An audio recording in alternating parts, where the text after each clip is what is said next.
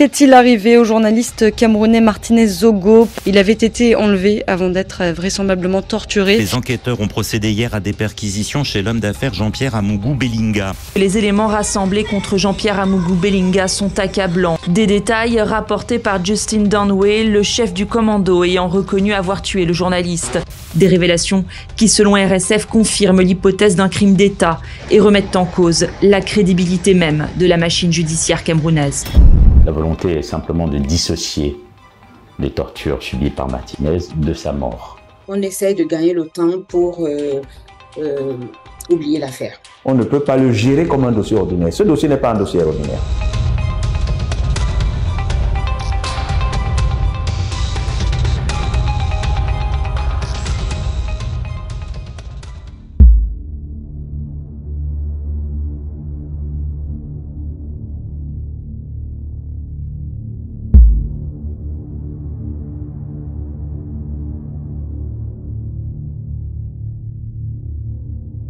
Martinez torturé, on ne retient pas les mêmes qualifications que Martinez assassiné.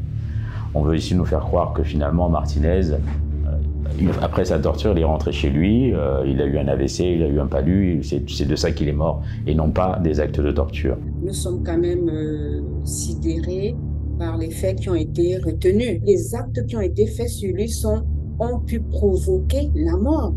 Donc si c'est le palu, qu'on nous dise. Si il est allé se coucher et puis il a décidé de mourir tout seul, qu'on nous le dise aussi. Ce n'est pas un secret. Tout le monde sait qu'il était question simplement de lui faire peur et de l'amener à ne pas, entre guillemets, déranger. Il a été tué, franchement, comme un chien, même un animal. On ne tue pas un animal comme ça. L'aboutissement des tortures, c'était l'assassinat de Martinez.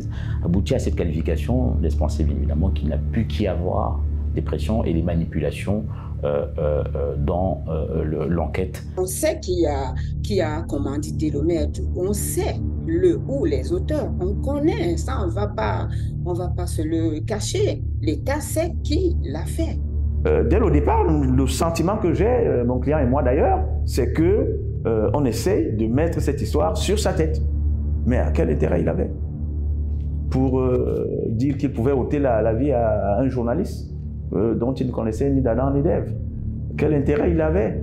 Le but, c'est simple, c'est de faire en sorte que les personnes qui sont mises en cause dans cette affaire s'en sortent sans grandes conséquences, en fait.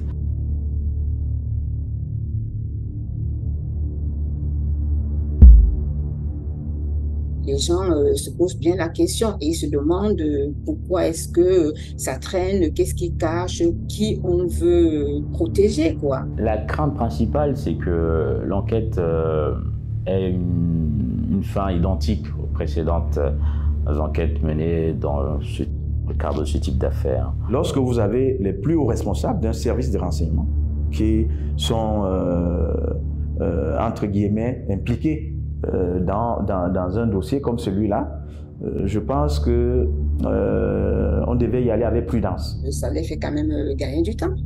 Parce qu'ils se disent que, bon, toutes les autres affaires ont été aussi comme ça au début, et après 1 an, 2 ans, personne n'en parle plus. Bon, ça passe aux oubliettes. Mais cette fois-ci, moi je pense que ça ne sera pas le cas parce qu'on ne va pas laisser tomber.